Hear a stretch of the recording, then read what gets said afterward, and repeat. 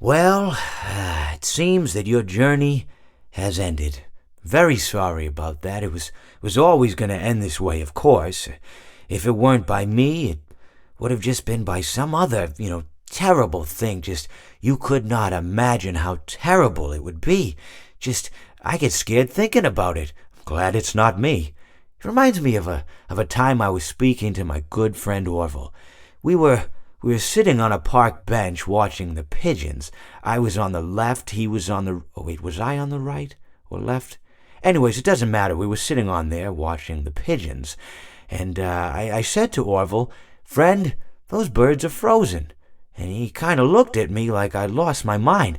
But I reminded him that it was winter, and often birds will sit in a tree until they freeze. And then they sort of fall to the ground until the sun warms up and they can, move around again. So I said to Orville, "You might as well save those breadcrumbs until the birds thaw, because they can't very well enjoy them in the condition they're in." To which he asked what I meant, and asking what condition the crumbs should be in before he threw them to the birds, assuming that I meant the birds couldn't enjoy the breadcrumbs in the condition that the crumbs were in, when in fact I had meant the birds could not enjoy them in the condition that the birds were in, considering that the birds were frozen. So he took a moment and then threw his last handful onto the ground. I said to him, "Orville, why did you throw the breadcrumbs to the birds when I just told you they're frozen?"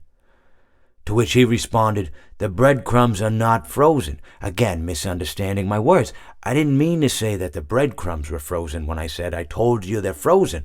I'd been referring to the birds. In hindsight, what I should have said was, and this would make perfect sense, "Why did you throw the breadcrumbs to the birds when the birds are frozen?"